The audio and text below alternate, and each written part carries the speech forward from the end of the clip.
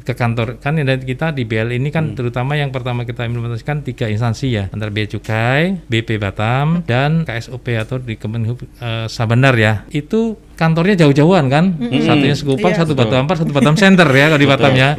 Memang online, tapi kan akhirnya sendiri-sendiri. Nah sekarang ini sudah berkolaborasi menggunakan satu sistem dan tidak perlu sendiri lagi. Sekali orang submit cukup 1 kali saja, itu datanya dibaca secara paralel oleh 3 instansi itu, diselesaikan secara bersama-sama, itu bisa langsung bisa selesai dalam kurang dari 6 jam tadi. Pak Susilo, ini mungkin agak nyimpang dikit, mungkin ada yang pernah ada bilang, apakah benar barang-barang industri dari Batam ketika keluar dari Batam itu hitungannya ekspor, Pak?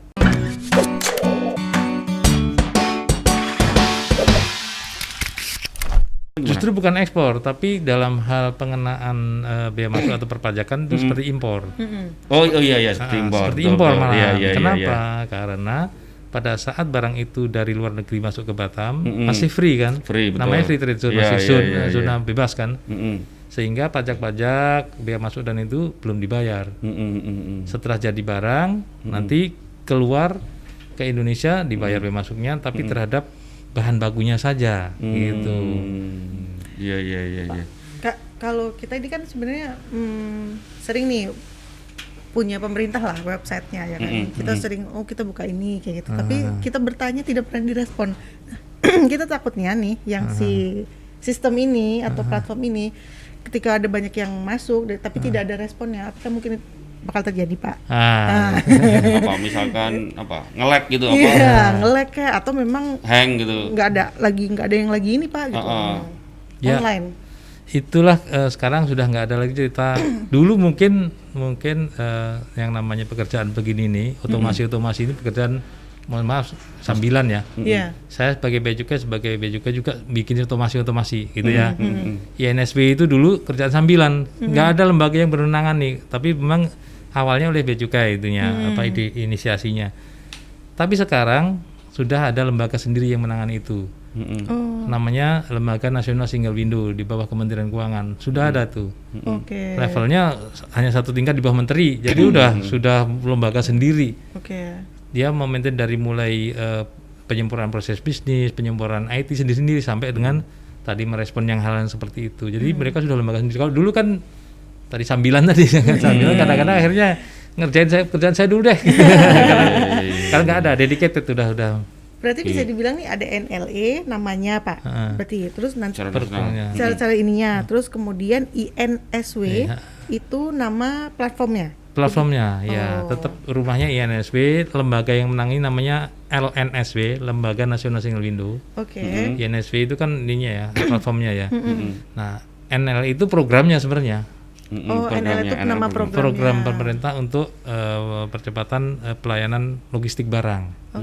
Seperti mungkin pernah sekarang namanya mendengar PEN ya, program untuk ekonomi nasional ya. Ya, itu kan programnya. Iya.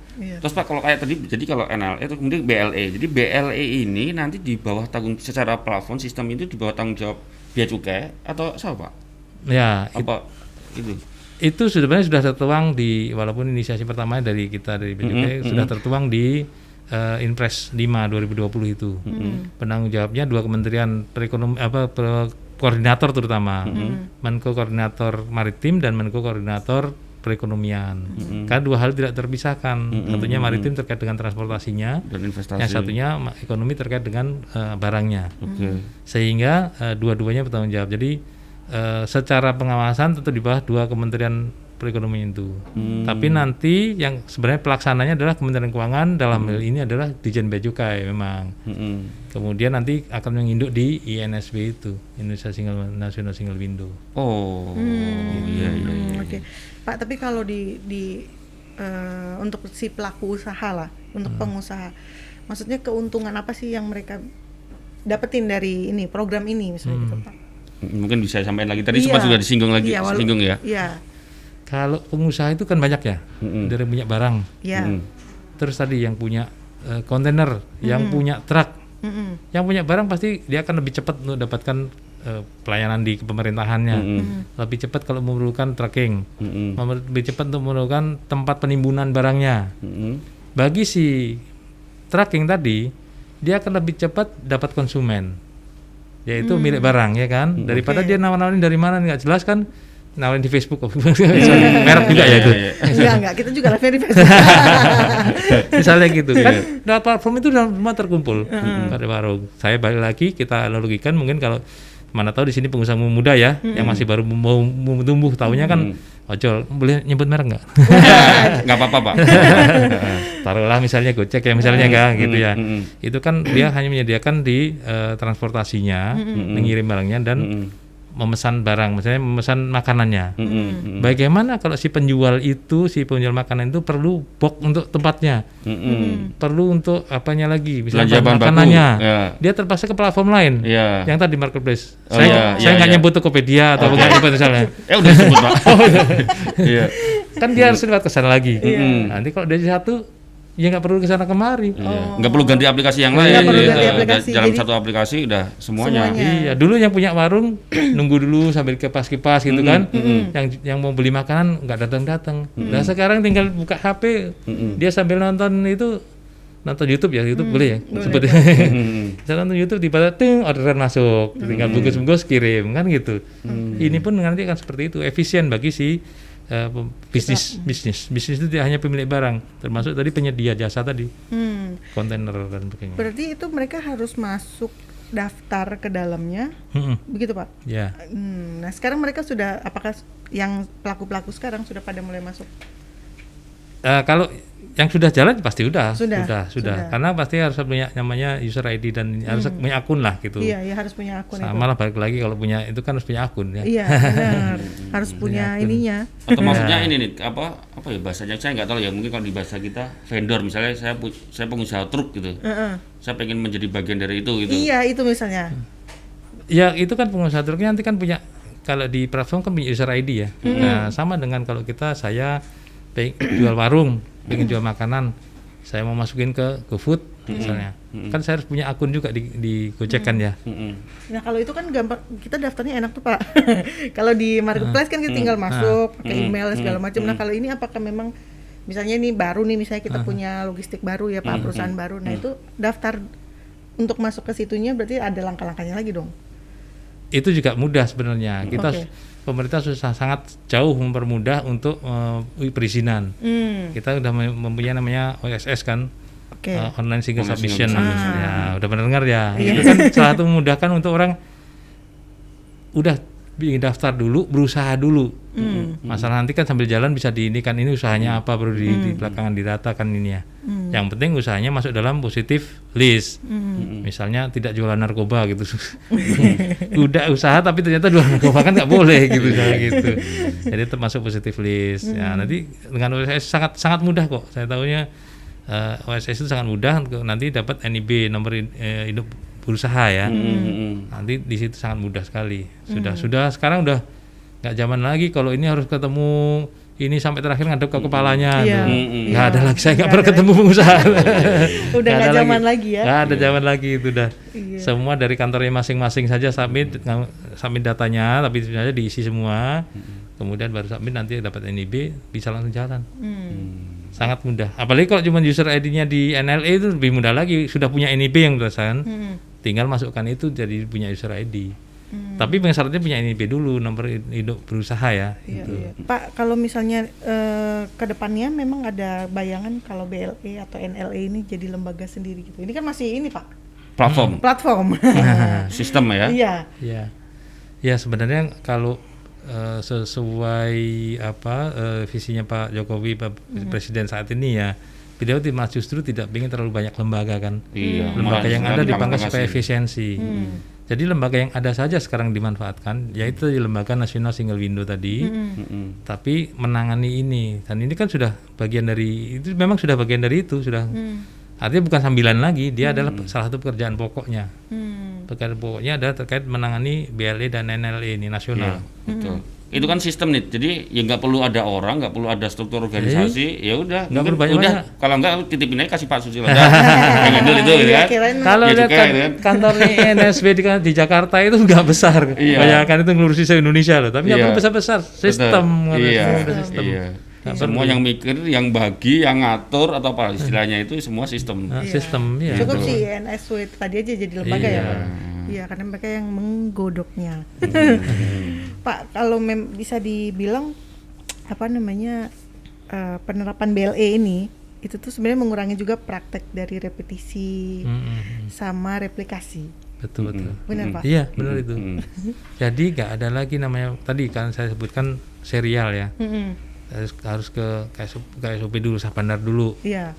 Ternyata apa yang diminta, fotokopi KTP, fotokopi izin berusaha, fotokopi ini bla bla bla, pengurusan dan sebagainya. Habis itu selesai ngurus ke BP Batam. Ternyata sama itu yang diminta, itu lagi dokumennya. Ke custom bea cukai itu juga izin berusaha dan sebagainya. Sekali submit dan sekarang otomasi semua pakai data saja. Langsung tersebar ke 3 instansi itu, nggak perlu lagi diminta satu-satu lagi, nggak ada repetisi lagi, data udah jadi satu gitu. Dan ini juga akan membentuk kita menjadi transparansi semua, jadinya antara instansi pun transparan dah. Jadi si pengusaha pun ya dalam ini ada positifnya adalah tidak ada boleh sembunyi-sembunyi. Karena kan ketahui juga dari instansi lain tak aja tahu kan gitu. Kalau ini ada tanggapan nggak sih Pak dari pelaku-pelaku usaha atau stakeholder yang berkaitan lah sama ini? Maksudnya apa sih ininya mereka, tanggapan mereka dengan ini? Kalau awalnya namanya tambahan ini, bener ini. Iya gitu. Mungkin ini udah berjalan 1 bulan nih, mungkin ada. Kalau pertama awal pasti ya namanya pertama awal ya bingung-bingung ya. Bingung ya, bukan protes ya Pak ya. Kalau protes kebangetan dibantu ini lebih mudah ya. Enggak lah, bingung. Kemudian ya pasti kemudian kita namanya edukasi ya, kita buatkan grup sendiri, teman-teman di level teknis sampai membuat grup dengan pengusaha itu membuat grup WhatsApp grup sendiri ya, yang awal-awal karena yang piloting rasainnya yang awal kan. Nanti kalau udah jalan yang lain-lain tinggal ngikutin aja. Yang agak lumayan ini kan yang awal, tapi ada bimbingan yang kita teman-teman dari kami di bimbingan kepatuhan itu juga ada edukasi terus kepada mereka. Kalau ada problem seperti apa ini langsung diatasi. Akhirnya kesini-sini sudah smooth lah, nggak ada kendala dari mereka, nggak sampai saat ini nggak ada keluhan sampai saat ini ya. Ya itu tadi biasanya awal biasalah kalau awal kan gitu ya, sama-sama teman-teman kan nggak biasa itu sistem yang terpadu itu jadi meraba-raba.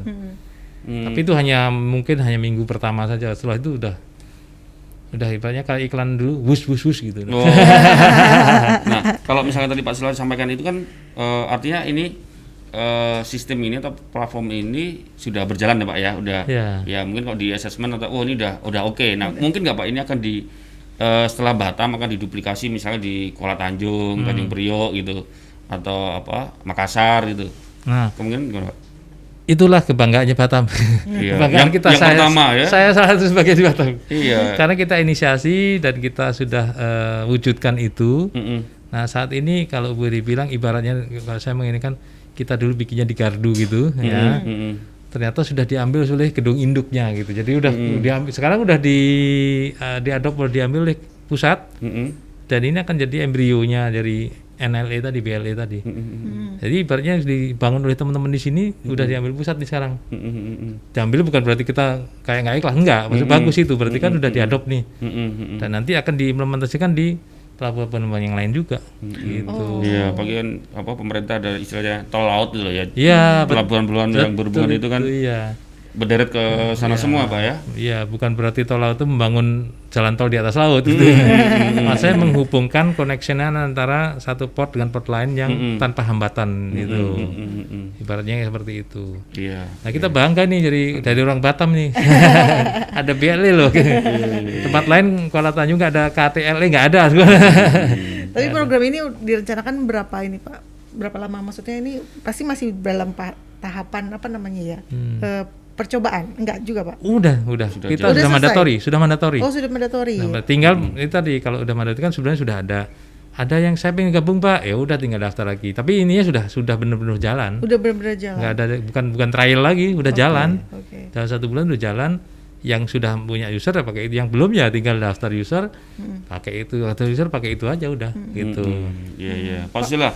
Berarti gini. BLE ini kan bagian dari pembenahan terkait dengan persoalan logistik ya Mbak ya. Artinya dengan BLE ini kita sudah pastikan kita sudah bisa bersaing dengan Singapura, dengan Malaysia, pelabuhan-pelabuhan di Singapura dan Malaysia. Ya, atau gimana? Masih ada PR lagi kita? Oh, masih agak mahal nih. Gitu kan? Gini, kan faktornya banyak ya. Okay. Setidaknya kita membenahi dari faktor masing-masing. Kan ada ya harapan kita dengan adanya ini kan memangkas efisien semua. Betul. Termasuk dari sisi pemain, pelaku usaha itu kan, termasuk penyedia jasanya, dengan menekan biaya efisiensi semua, ya kita harapkan akan bersaing lah dengan negara-negara lain lah gitu. Tapi selama 1 bulan itu udah ada evaluasinya, Pak. Wah, kita kayaknya udah bersaing nih, kayaknya udah penghematannya kalau buat pengguna istilahnya itu sudah ya, jauh lebih ini gitu. Kalau dari sisi bersaing langsung kita ya itu banyak faktor, kan tidak hanya sistem aplikasi ya. Kita juga di pelabuhan kan infrastruktur pelabuhannya, kecepatan untuk misalnya gini, kecepatan pada saat membongkar dari kapal sampai di tempat di pelabuhannya, itu kan tidak tergantung aplikasi itu, tergantung seberapa cepat kren yang ngangkat itu kan. Ada itu juga ya. Itu faktor itu juga ada. Aplikasinya tersedia tapi kan kerennya juga ada. Kemudian misalnya kapal yang masuk ke sini Batu Ampar itu hanya bisa yang muat sekian kontainer. Kenapa? Ternyata kedalamannya tidak cukup misalnya gitu. Itu harus didalamkan lagi. Banyak faktor. Tapi ya setidaknya dengan kapasitas yang Batam seperti ini, kita mungkin tidak harus head to head dengan Singapura. Tapi menjadi head to head dengan bagian-bagian lain Singapura, bagian dari Vietnam, bagian Malaysia yang memang kira-kira sebanding untuk bersaing dengan Batam. Misalnya daerah-daerah free trade zone di mana Tanjung Pelepas. Oh, ternyata di Batam sekarang udah cepat dan sebagainya. Investor lebih tertarik juga ke sini gitu misalnya. Betul. Jadi kalau di kecepatan pelabuhan banyak faktor di situ. Iya. Gitu. Pak Sila, mungkin ada mau ditambahkan atau mungkin ada closing statement lah, mungkin ada beberapa hal yang tadi mungkin tidak sempat kita tanyakan tapi dari Bea Cukai ada yang mau disampaikan ke masyarakat, ke pengusaha atau ke stakeholder yang lain mungkin, Pak? Iya, terutama saya ngulang lagi, mari kita sama-sama tumbuhkan optimisme ya. Kita tidak saling menghujat, tapi mana yang kurang-kurang kita perbaiki bareng-bareng. Siap. Satu, kedua, kita saling kolaborasi antara stakeholder satu dengan lain, baik dari sisi pemerintah, government, dari sisi bisnis dengan bisnis juga seperti itu, saling support supaya nanti pertumbuhan ekonomi jadi lebih bagus. Insya Allah pemulihan ekonomi nasional bisa berjalan dengan baik, dan kita terhindar dari jurang resesi lah gitu ya. Siap, betul. Amin ya. Ya gara-gara ini pun juga tadi Pak Sisla sampaikan kan ekspor dari Batam juga udah mulai tumbuh. Semoga bulan-bulan ke depan tetap kita bisa melewati resesi, ekspor Indonesia naik terus ya. Amin. Terima kasih Pak Susilo Brata, terima kasih Bea Cukai, sukses semuanya. Sukses Tribun Batam juga. Nah, sukses juga programnya. Amin. Karena apa yang dibuat platform ini untuk membantu menggerakkan ekonomi pasti kan? Iya. Wah, makasih Pak.